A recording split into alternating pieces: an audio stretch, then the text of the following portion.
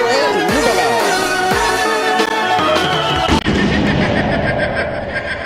Bonjour, bonsoir mesdames et messieurs, assalamu alaikum wa rahmatullahi wa barakatuh et bienvenue pour cette troisième édition du Crew.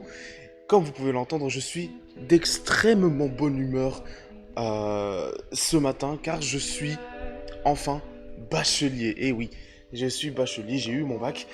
J'ai eu mon bac et merci Jérém. Et je suis. Et ce qui augmente aussi ma bonne humeur, c'est qu'aujourd'hui, je suis avec une personnalité très très intrigante. Très très intrigante. Aujourd'hui, mesdames et messieurs, je suis avec la première drag queen catcheuse en France et aussi le président de la compagnie Drag Attack.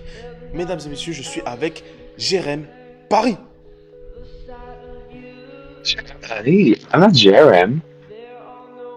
Jazzy, putain. T'inquiète, c'est pas grave, on s'en fout, c'est marrant, tu peux laisser. Ça va ou quoi? Je sais pas pourquoi je confonds Jazz et Jérém, je sais plus. Je T'inquiète, sais. y'a pas de soucis, ça va tranquille. Bref. Oui, voilà, donc comment tu vas Jazz? Ça va super et toi? Eh bien, tranquille, tranquille, alhamdoulilah, je suis de très bonne humeur comme je l'ai dit et j'apprécie beaucoup que tu aies accepté cette interview parce que d'ailleurs c'est Ravage qui m'a conseillé de t'interviewer parce qu'il pensait que tu es une très grosse personnalité. Ta personnalité est très démarquante, tu vois, et je suis plutôt d'accord avec lui. Donc, donc on va tout de suite passer, mesdames et messieurs, à la première question, à l'interview, tout simplement. Mesdames et messieurs, première question. Alors Jazz, tu as un parcours assez intéressant, on va pas se mentir. Tu es passé de, tu étais dans une famille assez dure avec le concept d'ouverture d'esprit, d'esprit, mais tu as quand même surmonté cette épreuve, en t'affirmant en tant que drag queen. Et est-ce que tu voudrais transmettre ce message dans ton catch, dans ton style de catch, dans ta compagnie ou quoi que ce soit d'autre? Bah, c'est vrai que pour transmettre ça sur un style de catch et tout, bon, c'est sûr que c'est un peu compliqué. Mais après, c'est vrai que dans les histoires que j'aimerais raconter, mais surtout dans ma promotion à moi, l'histoire que je veux raconter, les gens que je veux ramener, les personnes que je veux entraîner, et tout, c'est un peu ouais, une histoire que j'aimerais transmettre. Enfin, plus qu'une histoire en vrai, parce qu'en soi, ça fait assez mégalo, mais on va dire surtout une mentalité, tu vois. C'est ça, c'est surtout ça. C'est surtout, je pense, le fait d'essayer de changer les mentalités par rapport à justement toutes ces questions-là. Et je pense que ça se fait justement à travers des histoires, à travers les profils que je ramène, à travers les storylines, les gimmicks. Donc je pense que c'est surtout à travers tout ça que je vais pouvoir, je pense, ouvrir les esprits. Parce que oui, mesdames et messieurs, si vous ne le savez pas, il y a énormément de points communs entre les dramas de drag queen et le catch. On va pas se mentir. Est-ce que tu confirmes, Jazz? Ouais, c'est vrai, c'est vrai. C'est assez similaire. C'est assez similaire, juste avec on va dire, des profils un peu différents et des problématiques toujours un petit peu différentes. Mais sinon, non, non, quoique, hein, Avec quoique. un peu plus de Non, ça se castagne. ressemble. Avec un peu plus de castagne. Ouais, ouais, c'est ça, exactement. Donc, oui. Et d'ailleurs, pour ta compagnie, pour ta compagnie Drag Attack, euh, c'est vrai qu'il y aura forcément, parce que tout le monde ne peut pas fermer sa gueule et juste juste regarder le catch, mais tu sais, mais il y aura forcément des petites controverses, il y aura sûrement des petites controverses avec des gens avec plus de fermeté d'esprit, qui vont sûrement se dire que oh, les drag queens n'ont aucune place dans le catch, même dans le monde en fait. Est-ce que tu aurais un message pour ce genre de personnes? C'est de se faire foutre. tout Totalement. simplement. Ah ouais, bah écoute, hein, franchement, moi je perds pas mon temps avec ces. En fait, si t'es quelqu'un comme ça, mais que tu cherches un peu à justement découvrir la chose et à essayer de changer ta mentalité par rapport à ça, parce qu'en vrai, enfin, tout est une question de mentalité et d'éducation, tu vois, selon moi.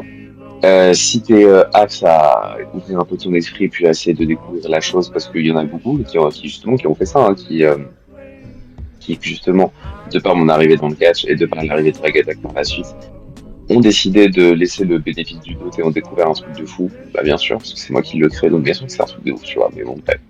Mais finalement, ils découvrent que finalement, tu vois, que les drags, c'est un truc pas vulgaire, c'est pas, c'est pas toutes ces choses qu'ils ont créées autour des drags, tu vois, absolument pas. Euh, et en fait, ouais, c'est juste que du coup, ils ont décidé de creuser. Et puis, bah, en fait, si finalement la personne ne veut pas décider de creuser et que finalement elle refuse et qu'elle dit non, c'est mort et tout, ouais, tu peux rien faire. Tu peux rien faire, tu vois. Et c'est pas grave. Tu sais, tu peux pas faire adhérer tout le monde. Et ces personnes-là, bah, écoute, c'est dommage pour eux, quoi. Elles savent pas ce qu'elles ratent, finalement. Donc, je me dis, je suis plus triste pour eux que, euh, que vénère, tu vois. Je vois, oui, voilà. Donc j'ai préféré sortir cette question directement, comme ça on est bon, tu vois. Donc dès le début, comme ça, on est posé. Et du coup, bah, on va parler un peu de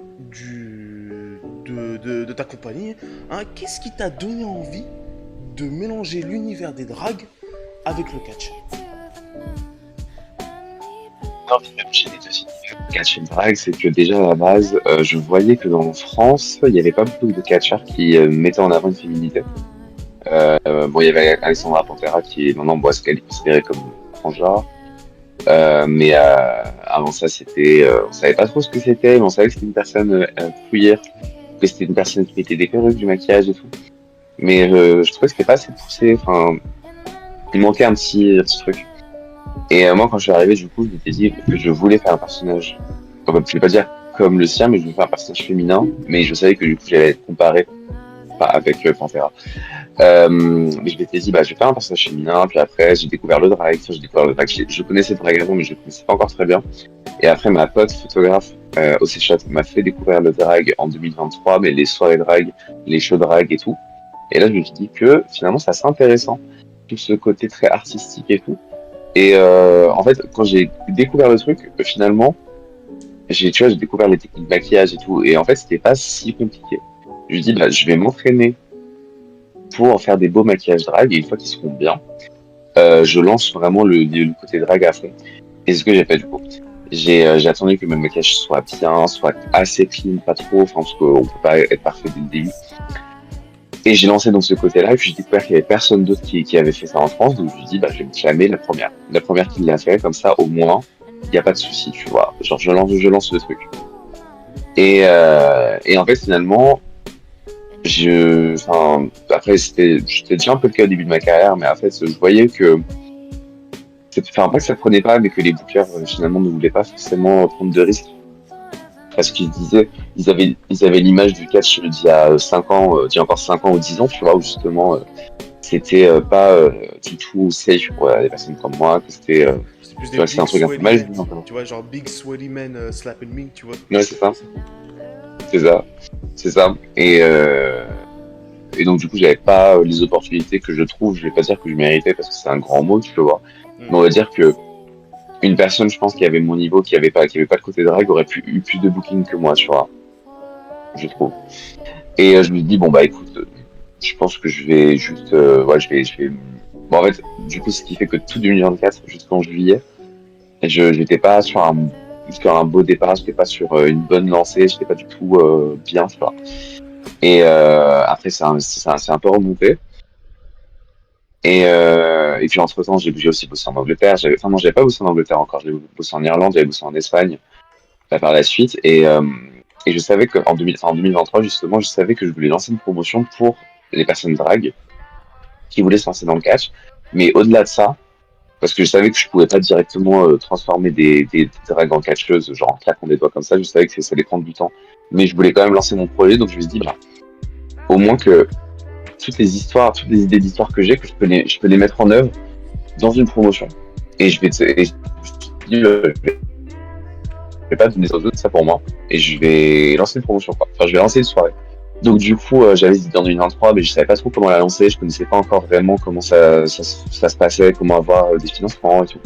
Et en fait, 2024, j'ai eu une opportunité pour faire un premier show. Mhm. On m'a donné le budget pour faire un plateau. Et j'ai fait, bon, ok, je vais faire le plateau, je vais voir ce que ça donne. Si le plateau se vend bien et que j'ai assez de monde et que le show est bien aimé, je continue. Et c'est ce qui s'est passé. Donc, du coup, tout l'argent du plateau, j'ai gardé, enfin, pas tout l'argent du coup. J'ai gardé l'argent du plateau, j'ai mis de côté l'argent de mes derniers shows de drag et tout. Et je me dis, tout l'argent que tu as là, tu vas l'utiliser, tu vas financer ton premier show. Et c'est ce que j'ai fait. J'ai financé mon premier show, donc il s'est financé par cet argent-là plus l'argent de la billetterie. Et après, du coup, j'ai lancé mon truc. Et voilà, c'était principalement parce que je voulais lancer mes personnages, je voulais lancer des histoires. Et maintenant, ce que je veux, c'est que je veux lancer des catcheuses drag et des catcheurs drag. D'où maintenant mon projet actuel où je suis en train de voir pour lancer mon école. J'aimerais bien faire ça pour le mois de janvier, tu vois. Il y a un- Et voilà. C'est vrai qu'il y a un truc très intéressant, c'est que c'est quand même très prématuré, tu vois, tout ça. Parce que en seulement, t'as commencé le catch, ton premier match, c'était à la Rix, c'était à la Rix Intrépide numéro 13, merci Cage Match, hein. Et, euh, et juste 2 ans après, tu commences Drag Attack. Tu finis ça à Drag Attack. En même pas 2 ans de carrière, tu lances une compagnie. Est-ce que c'est vraiment une belle preuve du fanatique que tu dois être, franchement. Je veux dire, Fanatic Catch. C'est ça. Oui, oui, c'est vrai que du coup, c'était aussi un des trucs où je m'étais dit, est-ce que genre j'étais assez légitime pour faire cette promotion justement parce que c'est vrai que 2 ans en soi, pas grand-chose en réalité. Mais ouais, en fait, je voulais un peu, en fait, d'un côté, je pense que je voulais aussi, il y avait un côté où je voulais un peu forcer mon destin parce que je voyais que finalement les choses allaient très très lentement. Et c'est ce que j'ai fait. Du coup, j'ai forcé mon destin. Et puis finalement, ce que je veux maintenant, enfin même avant en fait. Mais en fait, je m'étais dit que, en fait, tout le monde me disait, t'as un potentiel de fou pour faire des shows partout. Bon j'en ai pas vraiment encore fait. Je sais pas, j'ai un peu bougé, mais pas tant que ça. Et en fait, je me dis qu'avec Drag Attack, je pouvais en fait moi les créer ces shows et ramener avec moi toutes les personnes que je veux voir monter. Enfin, tu vois, parce qu'en fait, il y a aussi ce problème-là, hein, c'est qu'il y a beaucoup de personnes qui sont unsafe dans le catch, sans trop polémiquer dessus. Et je m'étais dit, en fait, moi, j'ai envie de faire un truc où je vais mettre en avant que les personnes, je trouve, qui sont safe, qui méritent vraiment une plateforme et tout. Et voilà. Et puis, du coup, je ramène toutes ces personnes avec moi.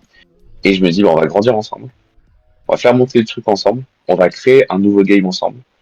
Et voilà. Et puis, mais c'est vrai que du coup, j'ai fait ça assez tôt dans ma carrière. Et puis surtout, j'ai fait ça il n'y a pas si longtemps que ça, hein. Mon premier show en soi, c'était en octobre dernier.